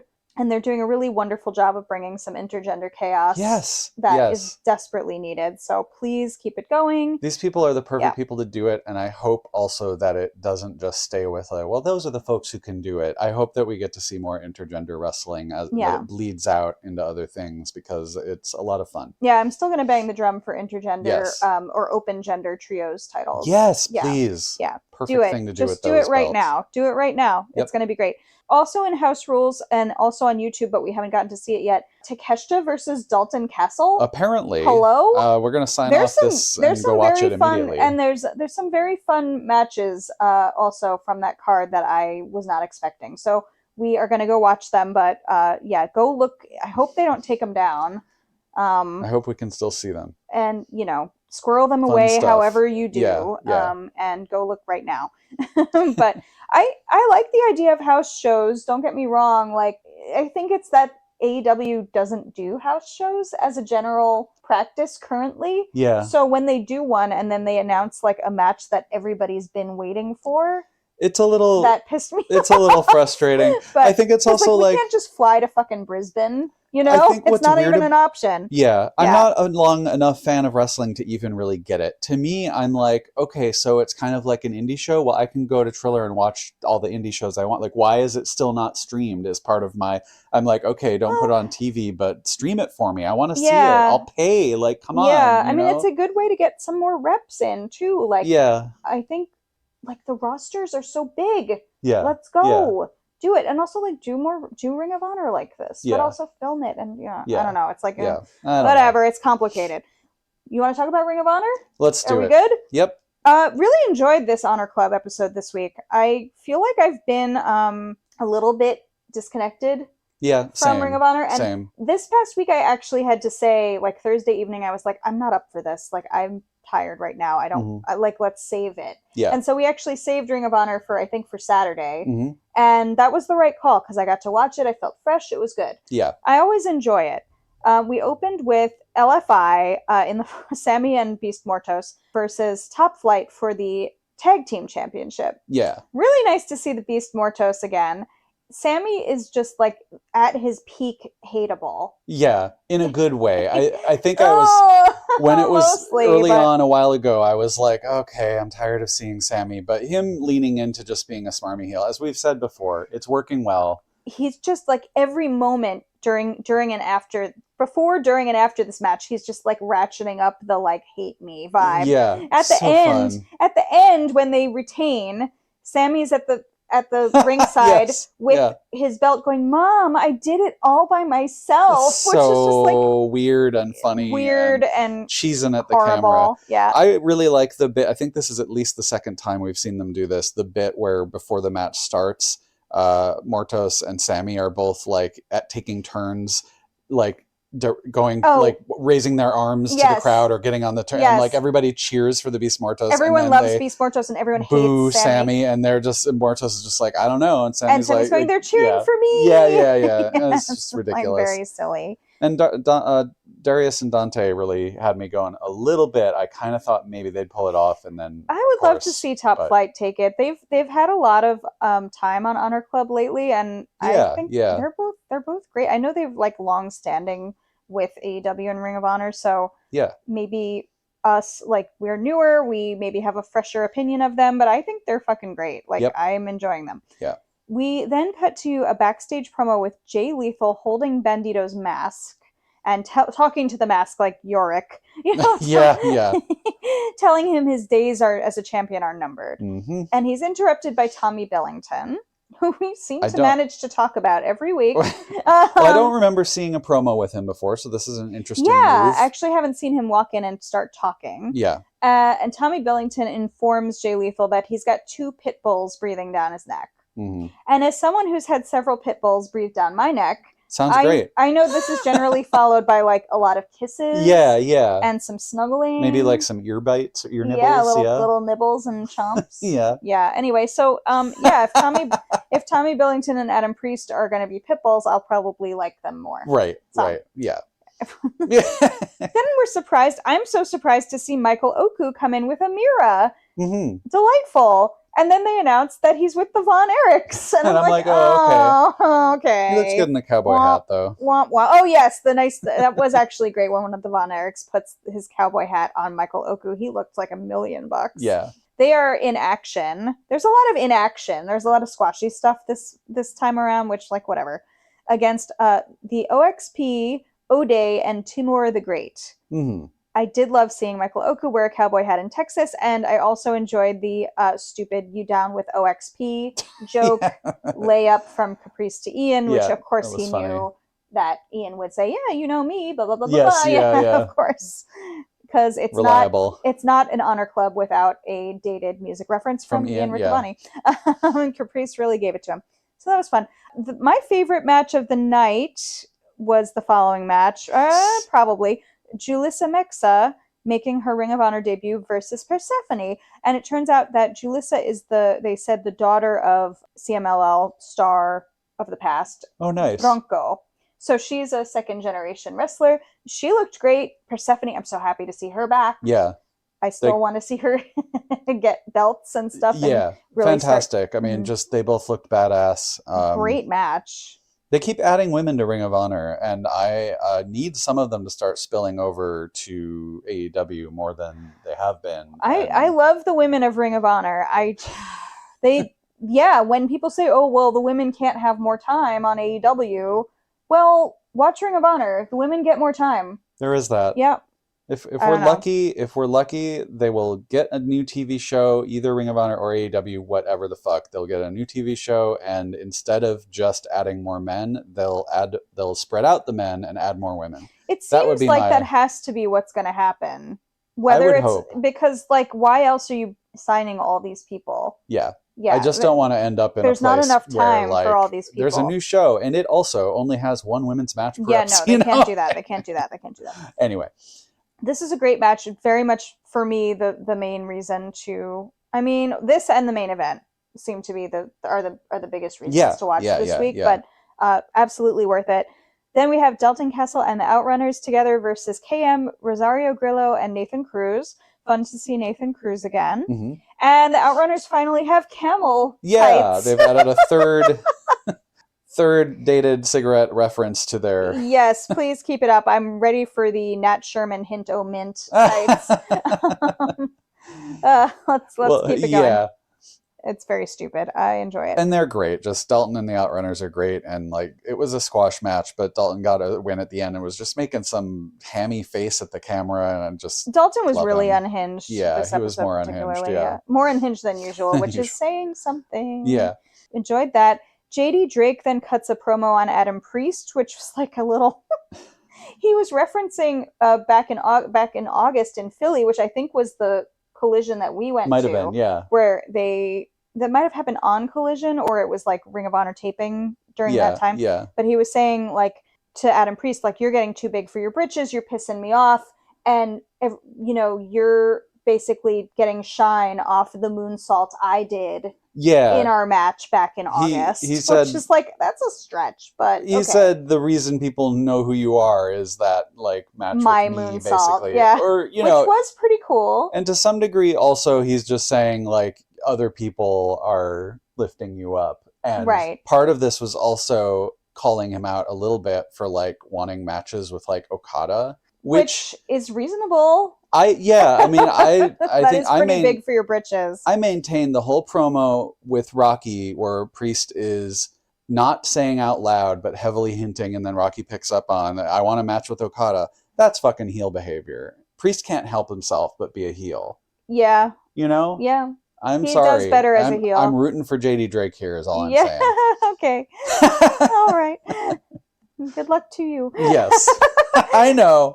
All right. And Lance Archer in action versus Will Allday, reminding us that everybody dies. I'm sorry, Lance. I think I took a bathroom break during this just because I don't need to watch every squash match. But then our main event was the Swirl and Premier Athletes with, as promised, you know, Blake Christian would only get involved if Story Denali was going to be there. So she was there as support versus all the luchadors for all the right, working for the right to have lucha in Ring of Honor. Basically, it was like this weird ass xenophobic thing that Mark Sterling was doing. But it was funny. He did a good job. Don't get me wrong. It was funny. But it didn't even approach the line, but I was thinking about that, and I'm glad they didn't go all overt with, like, anything like that. Yeah. I feel like I do think it's overt to say, like, if you say Lucha Libre doesn't belong in this wrestling promotion, that is overtly xenophobic. I guess so, yeah. It was, but that's as far as it went. It was couched enough in what felt like a sense of, like, almost like they're too interesting. Like, right. You know, like, yeah, it was like they're too great. So no, it was very heel. It was done well. It was like people like them too much because they're too much fun. But it was Bandido, Commander, Máscara Dorada, and Shelwa together, which, like, when they announced that, my mind blew. Just like, a dream team. My brain exploded. And Mark Sterling's on commentary like Don Callis gets, and he's saying, there's two kinds of people who wear masks, criminals and perverts. And I'm thinking, wow, somehow you've insulted both the COVID cautious and ICE. I'm not sure what to think of that, but I guess good on you, Mark Sterling. Like, whatever the fuck you're doing. Very silly. Bandito, I have missed you so much on my television. I know it has only been like a month. Yeah. But that's been a long time. And I didn't really catch if he was wearing, well, I guess somebody said when he came, I didn't mention this, but during Brody King's match with MJF, Bandito came to ringside to cheer Brody on. You don't know how I forgot to take note of that because it was so sweet and beautiful. He was like, Hermano, never stop fighting, and it was just so heartbreaking. But somebody said that they thought they saw, like, a cast or a splint on Bandito's wrist or hand at that time. I didn't catch it, but there was a news report that he had to cancel another like an indie match. I think it was in Mexico somewhere, but like he had to cancel something that was scheduled, and the supposed reason for the cancellation was that he'd injured either his arm or his wrist or something. His hand. But nevertheless, at the part of the news report itself was that, like, 3 days later he is scheduled to be in this match. And I wonder. I wonder what. Who knows? Whatever. I missed you. I'm so happy to see you. I'm also happy to see you get power slammed by Story Denali, who runs in. Yeah. And also, Shelwa had a really good bout of grappling. Hell yeah, Shelwa. Yeah, hell yeah, Shelwa. Put it on a bumper sticker. We were talking at dinner about, we want to see more Lee Moriarty in AEW, and we were like, okay, but how is he gonna, like, he's had this pure title, and I don't necessarily want to see him drop it, but I do, if and when he drops it, I'd love to see him drop it to Shelwa or Hechicero, like one of the guys who's, like, really technical, like one of the luchadors who's especially technical, and, like, that would be great. Like, obviously Shelwa, obviously they have their ongoing thing with Shelwa. They're great opponents, but I'm also thinking, like, Shelwa versus Hechicero, run that number of times too. Yes, right? I would love it. So this match was, of course, like a beautiful flippy shit party. It was great amazing fun, absolutely wonderful. Very much enjoyed it. and glad to like carve out a little time to watch Ring of Honor and not just be like stressed out on Thursday night. I'm like, yeah. Do you have anything else to say about that? Nope, it was beautiful. I want to see more of them. The only thing that could have made it better would be if Defunto was there. So Adam's only complaint remains needs more Defunto. Needs more Defunto. Okay. As far as indie stuff, we were still trying to catch up on the Jersey J Cup. I got a little spoiled on this, of course, but it's been a long time now, so of course I'm going to get spoiled on it. But we did watch the Jet Speed versus Genesis, the main event that was great. From Superpower Slam. What? Yes, all of Queens was erupting in horsecock chants, and just like you could see Speedball's heart swelling with pride. Yeah. It was just like he's so delighted, little freak. That match, I don't know Joey Janela's relationship with AEW. My understanding is he was involved at one point, and then maybe like there's a reason why he isn't. I don't know, but I would love to see Megan Bayne and Joey Janela again as a tag team. And like even if it's just GCW, JCW, whatever, please run this back. This was such a fun tag match. He had some amazing like coordinating gear with her. Like came out with a headdress too. Yes! It was beautiful. I wasn't expecting it, and I loved it so much. And yeah, so we're still catching up a bit on the Jersey J Cup, enjoying all those matches, way behind because GCW keeps cranking out amazing material. And speaking of cranking it, let's go to the HOG Corner for a second. Which way are we going with this? So right after MJF retained his title, they announced that he will indeed be defending the AEW title at House of Glory this coming Friday against Zilla Fatu. Okay. Which is interesting. I don't know that much about Zilla Fatu. I know that I guess I saw some Brett Lauderdale had some not nice things to say about him, which doesn't to be fair, Brett Lauderdale saying something not nice about you doesn't tell me a whole lot about your character, but could be a bad thing. I don't know. I mean, it's lying carnies all the way down. So it is. So I have no opinion. I don't know if this means that Zilla I don't expect that everybody MJF goes up against in an indie is secretly getting signed by AEW or anything. But whatever. I look forward to it being fun. We also are going to see Andrade challenging Charles Mason for the House of Glory Championship. I will admit I'm far more excited about that match. But same, but for both of them. I'm very excited about that match. That's going to be kind of nuts. I kind of wouldn't be surprised if I don't know. Andrade's all over the place right now. Yeah, I wouldn't be surprised if he got a belt in Germany, right? So I wouldn't be surprised if he picks up a few belts along the way. Yeah.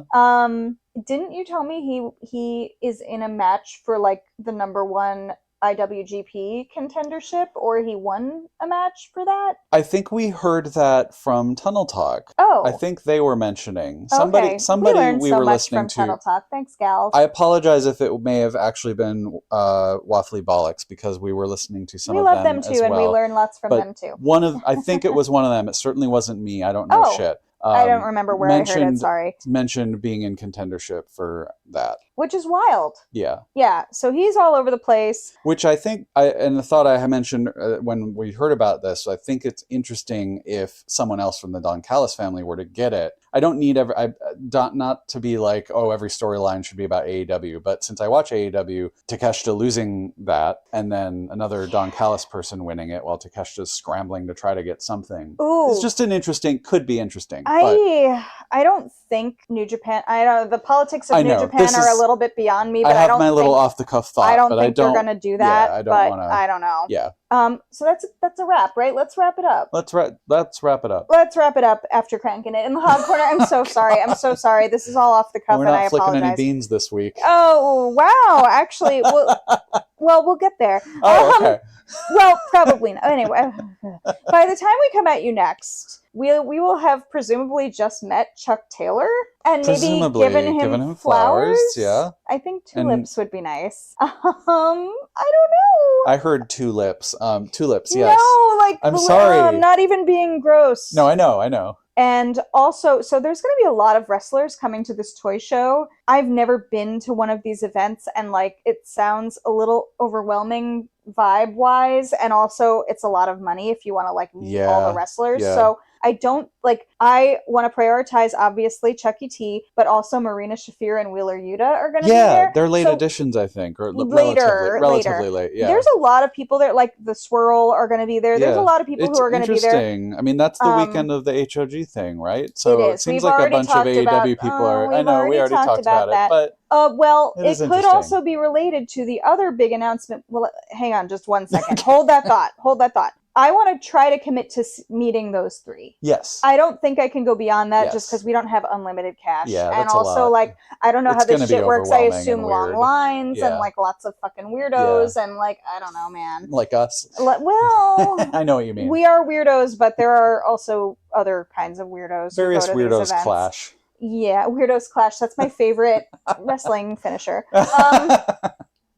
So I'm hoping we at least get to meet those three. Yes. And I think I'll be really happy if we just bail after that. Yeah, and sad Yuta's not going to have his luscious hair, but... Yeah, I'm going to be excited to meet Buzzcut Yuta. Yeah, I love it. I love it. Yeah. And then after that, hopefully we'll get home in time for the Heels event with Will Ospreay and Alex Windsor, but if we don't, we'll watch it later, but it sounds fun. The big announcement this week is actually it's not confirmed, but maybe they're going to be in Queens because they're making the announcement that it's like a rumor, right? It's strongly rumored that Double or Nothing this year will be in Queens at the Louis Armstrong Stadium. I hope that's true. That would be beautiful. Which is it's right across from Arthur Ashe Stadium, which is currently under renovations. I believe it's a little bit smaller. But like very slightly, but it's part of the same tennis center. Yeah. And I have heard it's a great venue. And so I'm very excited.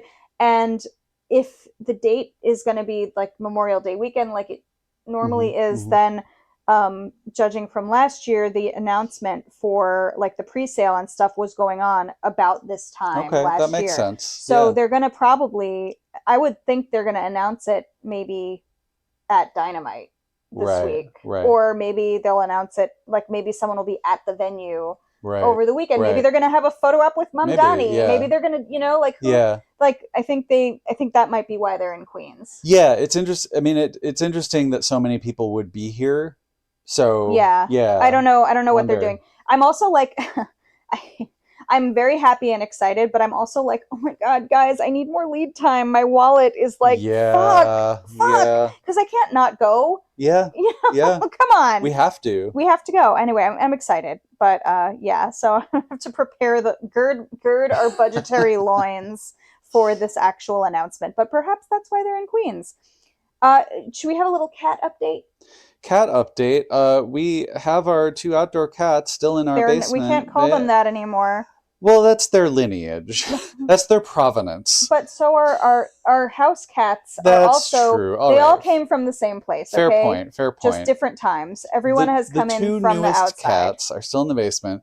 We were away this weekend for a couple days. Aforementioned hiking in the mountains, and therefore the cats were just here alone, and I was a little worried about how they would do. And he was watching them on the I set up webcams so I could see if something weird happened, because I've come up with any number of weird things that are unlikely to happen. They were perfectly fine, enjoying their hot pads. Yes, one of them has a little watermelon that he gets in, a little stuffed fluffy watermelon thing. Yeah. And looking out the back door, and they were just perfect little babies. Lovely creatures. So they're doing great. They're going to get some medical care. Yeah, they're going to the vet this weekend before the toy show. It's a busy weekend, but we'll do what we can. Yeah. There is no bean of the week per se, but we're talking about the humble lentil. I have some nice green French style lentils that perhaps if I have my druthers, I will make into a soup. I'm ready for it. Otherwise, maybe it'll happen next week. It's been a while since we did a nice lentil soup. Yeah. All right, so I think news of the week. Hot soup of the week. Hot soup of the week. And that's it. That's a wrap. This is the 13th episode of Chatter Machine. Holy shit. Why are you listening to us? We love you. Thank you for joining us. I really appreciate the feedback and the shout outs and being referenced on Wednesday Night Fake Fights was fun. Really fun. And like I just love the girly podcast. Me too. So Yeah, much. yeah. I love you all very, very much. Okay. We may not agree on everything, and I like that. Yep. So anyway, thanks. If you are looking for us, please find us at Blue Sky or Instagram at Chatter Machine. You can email us at chattermachine@gmail.com. Kindly like, subscribe, and indulge our desires to be fawned upon wherever you get your podcasts, including YouTube. Our theme music, as always, is by Sasha Enda on a Creative Commons license. For details on that and a link, please check out the show notes. Fade out. Fade out. Fade out. Fade out. Fade out. You don't need to do that. The music's doing it, Adam. Oh.